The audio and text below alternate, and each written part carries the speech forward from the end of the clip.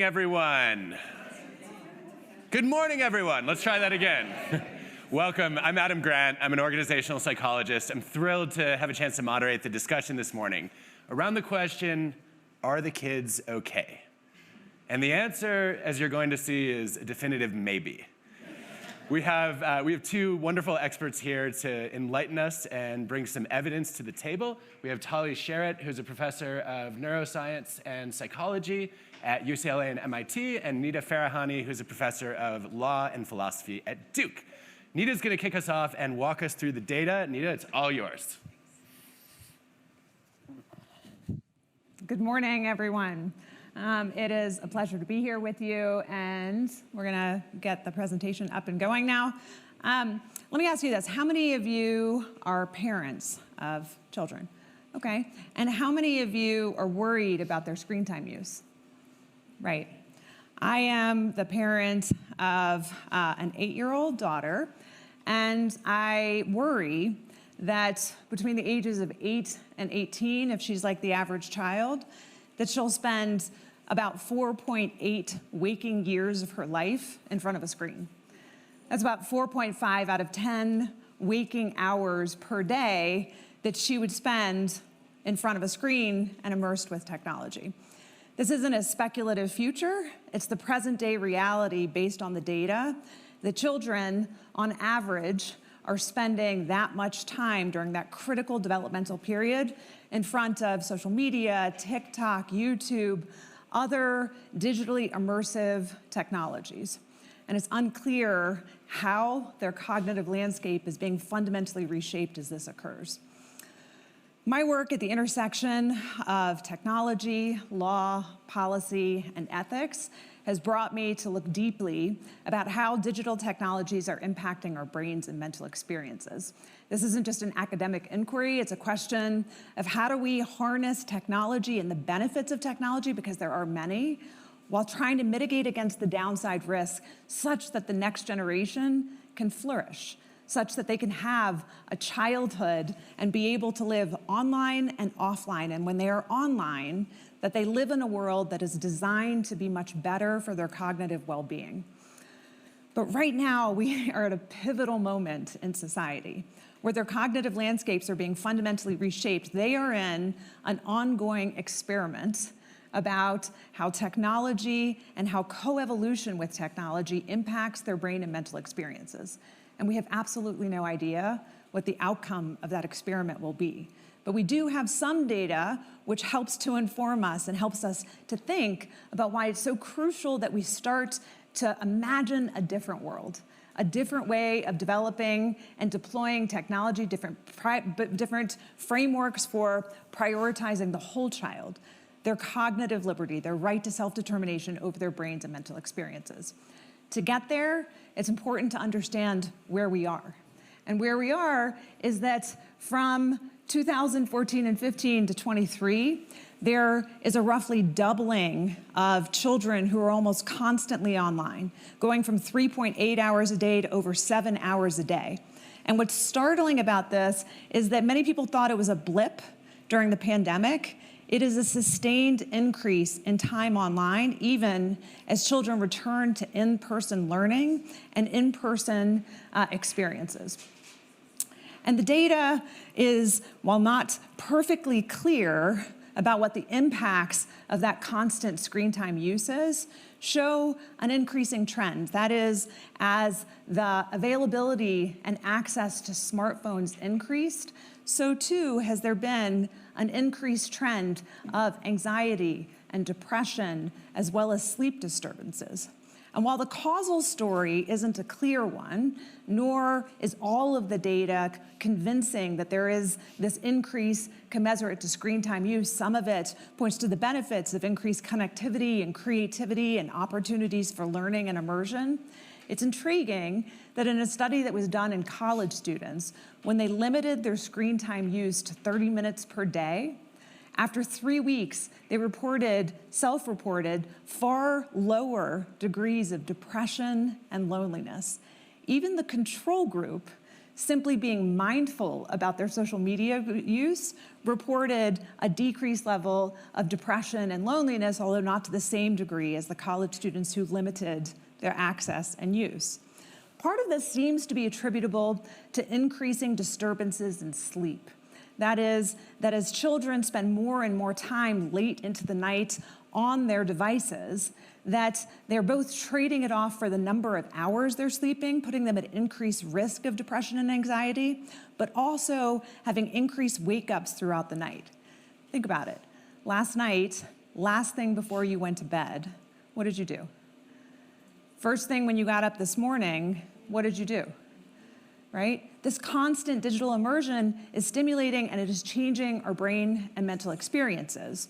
And what they're doing when they're online may be different than what you were doing last thing at night or first thing in this morning. They're spending most of their time on user-created platforms where the majority of their experiences are shaped by social media platforms like YouTube and Instagram and TikTok.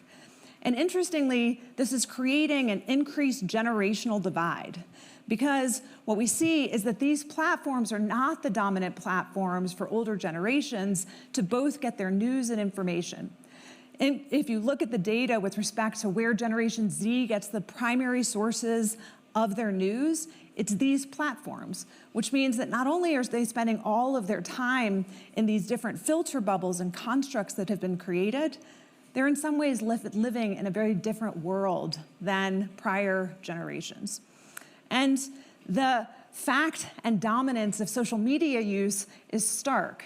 The number of children who say that they spend almost constant time on YouTube, TikTok, Snapchat, Instagram, and Facebook is increasing, where for some, it has moved into the several times a day. For many, it's moved into almost constant interaction with these platforms. Part of the problem is that these platforms are being intentionally designed with cognitive constructs to drive increased engagement, use, and repetitive and even compulsive use. That includes features like autoplay that are designed to drive overconsumption, or features like intermittent rewards that are given on platforms that are designed to gamify the experience. Streaks, which bring children back over and again and create peer pressure to maintain a streak in order to show the relationship that they have with other children. These are being designed intentionally and systematically, even when the evidence shows that doing things like pairing short-form videos together with recommender systems activates the reward motivation system in the brain more strongly, and it's being designed intentionally to do so, to play on different psychological mechanisms in the brain that children are particularly vulnerable to. The result is an undeniable increase in internet addiction over time. What you see year over year, based on prevalent statistics, is that whether it's the children or university students or everyone in this room, the rate of internet addiction has increased year over year. Among university students, the trend has become even more profound. So how do we think about this, and how do we start to recognize a different world? Well, part of the news is good, despite everything I've just said, which is that when you ask Gen Z what they would tell future generations or users who are first coming to these platforms, how they ought to think about engaging with social media, their advice shows a growing awareness of the impact of social media on their lives. They say things like, limit yourself, social media is no joke, or don't look at inappropriate content if you can't handle it, because it will mess you up later. And while they may not be able to escape the digital constructs, they're advising those who come after them that there are strategies that they can and should employ in order to do so. What's coming next, though, right, could be different in kind and not just degree. As the world of spatial computing starts to increase, the way children learn, their educational opportunities, their educations may go increasingly from having a screen in front of them to a screen literally in front of their eyes, where the worlds that they're immersed in are digitally constructed in ways that even can be responsive in a closed loop based on sensors and cameras that gauge their reactions and shape their cognitive landscape and experience. This doesn't have to be bad story, even though this picture creeps me out, to just see a child in this way interacting in this kind of environment. There are opportunities for learning and engagement. There are ways in which embedding intentionally and systematically ways to benefit the child could even create an environment like this where, when balanced with offline use, could offer opportunities for growth.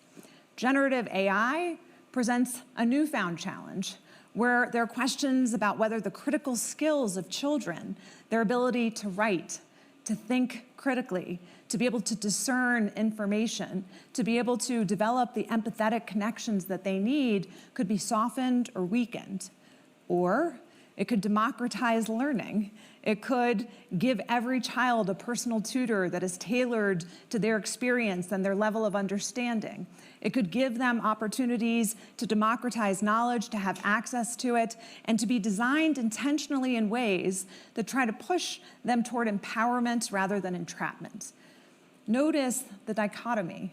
I'm talking about a world in which intentional choices, intentional redesign of technology, deliberate and systematic choices could use technology to harness it for the good for the children, to lead them to a world where, if they are co-evolving with technology, if they are spending time on screens, they're doing so in ways that favor their well-being.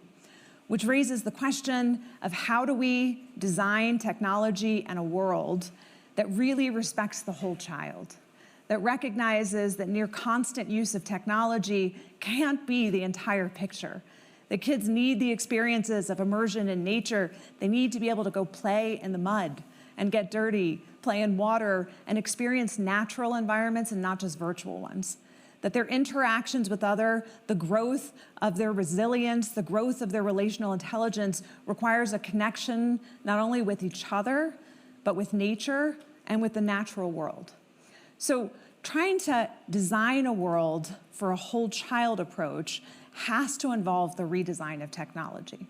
If technology is being designed in ways that lead to compulsive use, that are designed to lead children not to engage in critical thinking skills, but instead to spend much more time in surface level thinking, to be in filter bubbles where girls in particular have shown the effect of these different approaches, where they are having an epidemic in many ways of mental health and a reduction in self-esteem and self-identity as they compare themselves to the images that are created online. Technology redesigned systematically and intentionally focusing on the whole child could look different. But to get there, I think we have to recognize, at least in part, that not all screen time use is bad. The message can't be to simply shame parents and say you have to get your kids offline. It's about finding a balance. It's about trying to encourage things like active use of technology rather than passive use. It's trying to recognize where the benefits are and where there are educational programs or other opportunities for self-reflection, how technology can be aligned with children. Moving beyond that mantra of simply ban all screen time use also recognizes the inequities that that presents. For families who can't simply say, okay, fine, my child won't spend any time on a screen, even though I'm a single parent, and that's the only way that I can actually offer educational content to my child who's watching PBS. Moving beyond that narrative will help us start to find solutions that truly favor and enable society. There are important efforts underway to make this happen. Worldwide, there are different regulatory and policy approaches that are seeking to align technology in ways that benefit children. But we need to bring those under a common framework. We need a common set of principles that guide how we think about the different approaches to educational redesign, technology redesign, and policy frameworks that would favor the whole child. I believe recognizing that children have a right to cognitive liberty, a right to self-determination over their brains and mental experiences, which includes a right to mental privacy, a right to freedom of thought, a space for them to be able to think freely without suffering the effects of manipulation and entrapment. The right to self-determination, which is intentionally being fostered, gives us that guiding principle, which then means we have to translate it into different spaces, like an educational one. What would education redesign look like that would prioritize the cognitive liberty of children? It's already begun in some places. If you look, for example, at Finland, who has intentionally designed their curriculum to try to prepare children from as early as preschool to be able to counter the effects of misinformation and disinformation by integrating technology in ways that help them to be able to develop that discernment skill and mental agility, that's a promising approach. Common Sense Media similarly has a digital citizenship curriculum that they've made widely and freely available that can be integrated into schools to teach children the basics of digital literacy, how it impacts them, and how they can make choices that are different, that could empower them for a better and brighter future. At Duke University, we've launched a digital intelligence curriculum, offering for the first time this year a class called Let's Talk About Digital You, helping children and university students to think critically about not only the technologies, but what it means for themselves, what it means for their place in the world. Doing more of this can help to be able to prepare children for a world of increasing digital immersion. I don't believe that's enough, and it puts it on them in many ways and in our already overburdened educational systems, even though that's a critical next step. We have to look at technology design and redesign and enable that redesign to truly focus on ways that are favorable to children. This includes things like privacy-first social media platforms that do things like not extract data from children and not to use them for purposes of targeted advertisements. Designing technology that is not meant to entrap them, but is meant to empower them. There are already some entrepreneurial youth who've started to create things like screen time widgets that you can embed to give yourself a digital wellness dashboard to track your social media use and to set intentional limits. Dry January, maybe some of you are participating. There are dry November months that have been proposed for children to take a break from social media, to break free of that kind of addiction. These are promising next steps, but technology companies have to start to design a fundamentally different set of industry standards that are around kids' codes, that are around their unique vulnerabilities that foster and favor their empowerment. And finally, and importantly, we have to continue to develop robust policy frameworks that are designed to protect children. This includes limitations, for example, on intentionally advertising to children, making sure that there are child standard policies such as those that have been adopted in the UK, in the EU, or in China, where there is a voluntary minor policy that focuses on how to benefit children.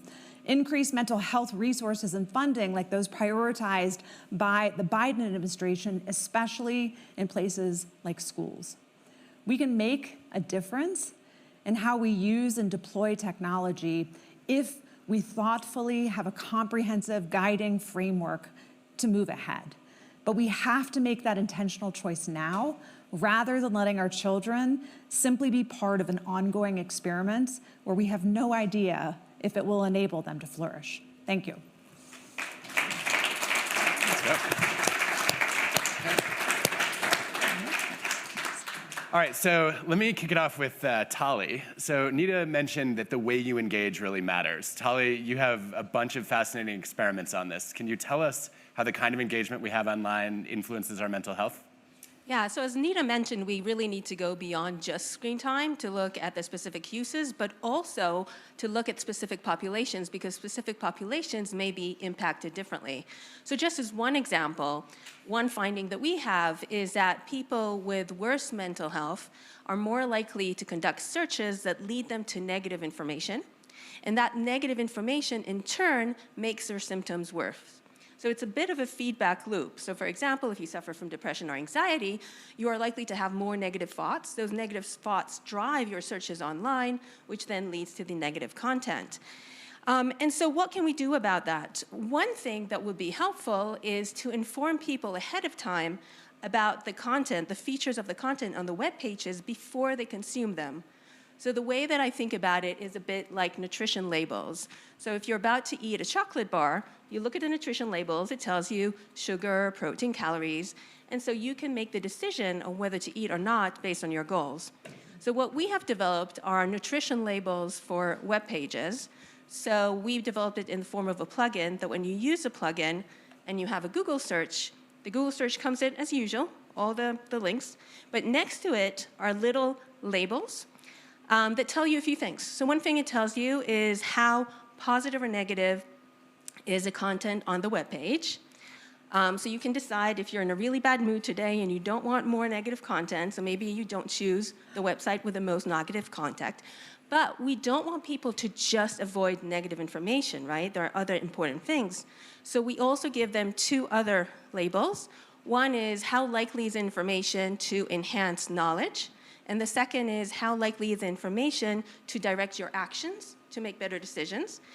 These labels are based on machine learning that was trained on human ratings. And of course, there's individual differences, right? The kind of information that will enhance Adam's knowledge is not necessarily the kind of information that will enhance mine, but on average, there's good inter-rater reliability. So the idea is kind of to inform and empower the user to make better choices. So I'm completely on board for more of us to use these kinds of plugins. We've obviously all aligned on the kinds of changes that social media companies need to start making. As a parent, I'm not willing to wait for those changes to unfold. And I think many of us are struggling with what to do with our kids. I read a study earlier this year of over 27,000 people showing that the earlier kids got smartphones, the worse their mental health as young adults. You can track lower self-worth, lower resilience, higher rates of depression and anxiety, especially for girls. Now, Nita, you mentioned earlier, we don't know if this is always causal. There may be other terrible things those parents are doing, along with letting 4-year-olds on social media. Yeah. But I think this is a real conundrum for parents. When our daughter was in 8th grade, we were the last holdouts to not give her a smartphone. And at that point, the research shows if you're the only kid who doesn't have it, your well-being also suffers because you end up isolated socially. So what is the responsibility of parents here, and what do we do in these situations? Yeah, I mean, I think we've put a lot on parents as part of the problem, right? I mean, so within this framework that I put up, education includes education for parents, which I think are critical because there is some decent advice in this. At the same time, like you said, 4-year-olds. I have a 4-year-old. There was a report that just came out from the UK that showed that 20% of 3-year-olds now own a smartphone. And right, I mean, own it. And I was like, own a smartphone or given a smartphone? Like, what does that actually mean? Right, they're digital natives, and it's shocking, but we have to start to grapple with that reality first and foremost, right? And if the messaging that parents are being given is it is bad to have your kid on a screen at all, I don't think that's helpful. I get it from like medical association perspective. The American Pediatric Association says limit screen time use to 2 hours per day.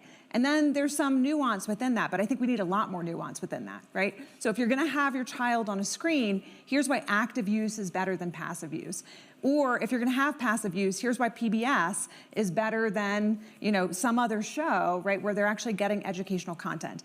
Here are educational platforms that different, you know, kind of reading agencies have gone through and have found, you know, are privacy first for children, do have a limitation on the use of cognitive constructs that are designed to try to, you know, overstimulate their brain. And there are a bunch of those. We just need to start offering that systematically to parents to make it a lot easier for parents to make those choices rather than a black and white, don't give your kid a phone or a device until the peer pressure is such that if they don't get one, they suffer the negative consequences of that. So I just want to pick up on a word that you said, correlational, and I know that most of the data is correlational, but I just kind of want to highlight that there are causational studies, because people always, they're like, well, it's just correlational, so we don't know if it's causing it, but there are causation studies. So one study that was conducted by the economist Hans Alcott showed what he did is basically he paid 1,000 individuals $100 each to get off Facebook. This is a little bit of an older study. To get off Facebook for a month. And then 1,000 individuals, he paid them $100 to just go on as usual, whatever they wanted to do. He came back at the end of the month and he measured well-being. And on every single dimension, those people who were off Facebook for a month were doing better. Less depressed, happier, they spend more time doing other things. So all of that is good and it's causational data, but there's two surprising things. One is that the users were surprised. They had no idea that it's gonna have such a huge effect, right? So we have this kind of, we're suspicious that maybe it's affecting us, but it's mostly affecting us more than we actually realize, and it's surprising. And here's what's most surprising to me, is that despite the fact that most of the users said, I'm happier now, I'm doing better, they went straight back to Facebook.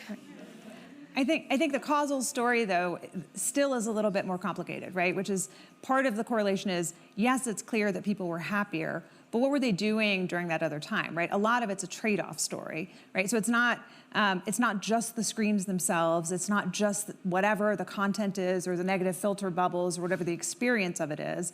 It's that they're on it near constantly, right? They're not going outside. They're not engaging in nature. They're not having face-to-face interactions. They're sleeping less, right? The sleep studies are really dramatic to show the number of hours of declining sleep over time in children, and then the sleep disturbances, which have been measured as well. And that isn't just the stimulation of the screen time. It is literally that they are on the devices until late into the night, even when parents set limits, that they find ways to get on their devices and get on phones. So I think it's when some people say, right, it's not a causal story, it's not as simple as saying social media is bad, right? It's trade-offs of digital immersion at the expense of a whole child experience of childhood, at the expense of our childhood, of most of the people in this room, is very different. And so I think that's part of it, right? But I mean, the study of the kids who limited it to 30 minutes a day, they were happier, right? Lower levels of depression and loneliness, and they all went back to their devices as well. So,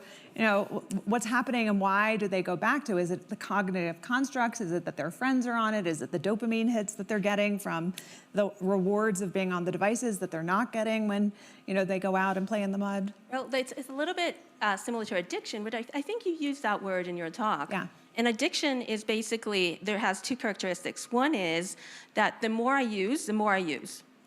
So that's one. And the second is that despite the fact, and you can think about drug abuse in this way, despite the fact that people are aware that it has negative effects on them and they don't actually want to use, they still use it. In fact, there was a very recent finding that was really interesting where most people said that they would give money for social media not to exist. So they are on social media because everyone is, but they would pay to not have it. I think that's really interesting. Yeah. So when looking at the addiction statistics, there does seem to be a rise. It's not the majority of kids or adults, though. It seems like, Tly, you talked about nutrition earlier. It seems like a nutrition analogy is more relevant for most of us, which is we know we should eat the salad, but we prefer the junk food instead. What are your thoughts about how to make these kinds of platforms less enticing? Yeah, that's a funny way in of 2 putting minutes it. Or right? less. No, it's a funny way of putting it. So first I'll say, addiction alone doesn't tell a story, right? And that is, I was in an argument with a friend recently about his use of nicotine, but he uses nicotine patches. And he said, no, do the research. It's not what you think it is. It's a stimulant. There's a lot of, I'm okay with being addicted to it because it has positive beneficial uses. I read all of the data and I was like, I'm still not using a nicotine patch, but at the same time, I get what the perspective is, right? There's addiction, which is that you are on it constantly and that you have a hard time of actually extracting yourself from it. And then there's addiction plus negative effects. What I would change is the negative effects. I would change the driving of the addiction and then some of the risks of harm that come from it, like disappearing content where kids are sold fentanyl is a deep problem, right? We shouldn't have that. Targeted advertisements, commodifying kids' data. If they're gonna be on devices, which they're going to be, we can limit it, we should limit it in certain settings, in schools, in certain populations. But if they're going to be on devices, it's about designing it in a way that actually leads to their empowerment, their critical thinking skills, their relational intelligence, their empathy, right? Ways of developing it. And there are platforms that do that. Even video game platforms like Mightier is a great platform that is designed for cognitive and social regulation, emotional regulation of self. Those are the kinds of things that I would do. Yeah, and I think to do it, it's based, you had the yellow part here, which was policy. Yeah. I think that's where we need to start. There's almost close to zero policy on this, which just always seems absolutely crazy to me. So it has to, because the platforms are not going to start doing it themselves. That's kind of obvious. So you have to put the policy in place. And that's true for the negative effect of social media on mental health, doing all the things that you just said for design. Yeah. But also there's low-hanging fruits on misinformation where there's things, and we don't have time, but there's things that we know we could do on the platforms, but the platform doesn't have the incentives, and the policymakers need to intervene to make those incentives. 15 seconds. If you could wave a magic wand and get one policy implemented to protect kids, what would it be? Privacy. Privacy around data. Maybe just not allow use from a certain, like allow it only from a certain age. I would, that it maybe sounds extreme, but that would be what I would do. Well, you heard it here first. Thank you, Tly. Thank you, Nita. Thank you all. Thanks, everyone. Thanks.